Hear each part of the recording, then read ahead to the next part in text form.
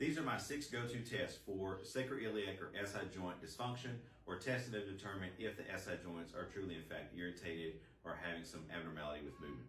So the first thing that I would do, Kinsley's sitting here, I would take my thumbs, I'd palpate the back of her PSISs, so the posterior superior iliac spines right there at the lumbar back, and then I would have her bend forward. She goes forward, so maybe she goes side to side, maybe I have her rotate.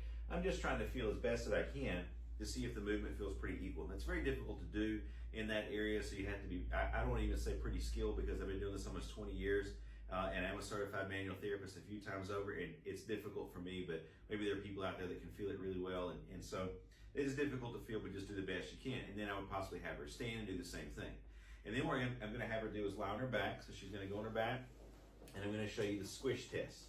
So when I'm talking about SI joint dysfunction, where is that at? It's right back here, not on the lumbar spine, but if you go down off to the side just a little bit, that little spot right in there on either side, those are the sacroiliac joints.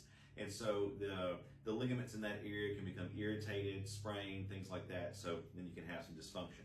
So with her on her back like this, what I'm going to do is palpate these bony spots on both sides right here. That's called the ASISs, or anterior superior iliac spines. And this is a squish test. So what I'm going to do is come in about 45 degrees of an angle. I'm going to kind of push together and down at the same time. And I'm trying to see if this reproduces her pain or symptoms in the SI joints.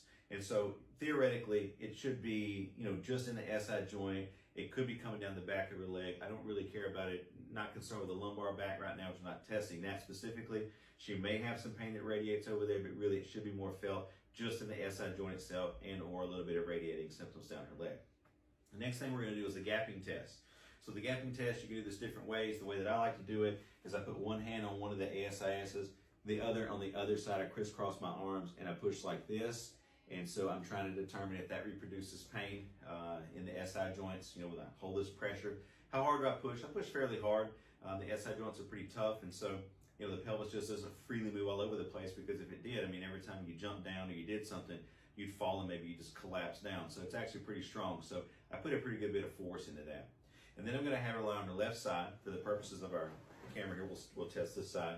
And so this is an approximation test. I'm going right on the side right here, the bony prominence of her pelvis, and I'm going to push straight down. Again, I'm putting a pretty good bit of weight in there, and I'm trying to determine if this irritates or aggravates the SI joints. Also checking for a little bit of rotation to see if it's anything abnormal, as best that I can feel. And then we're going to have her go on her stomach. So these are all pretty fast, and we're just running through it pretty quick. So she's going to go on her stomach, and this is called a sacral apex compression test.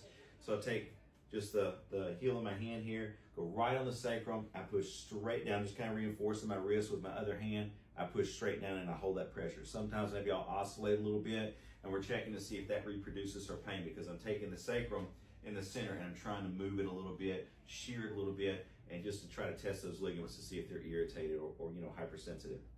Then what we're going to do is called the Knockless test. And so we're going to test the left side.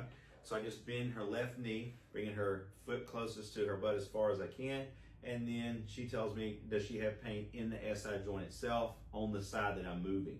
And if she says, no, it doesn't hurt there, but it hurts in my low back, well, that's a separate issue. It's probably a low back issue. If she says, well, that creates numbness or tingling, things like that on my thigh, then that is probably a femoral nerve issue, not so much related to the SI joint.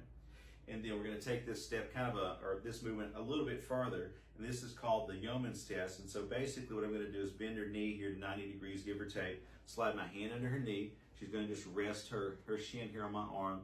I take my other hand and I hold pressure down around the L5 area, sacrum, just trying to reduce some of the rotation from occurring. I push down and I bring this leg up, and then I'm checking to see, number one, just for mobility and movement. That's not the purpose of the test. The test is to try to provocate pain. If she says, yes, that hurts on the side that we're testing, then we know we probably have an irritated SI joint on this side.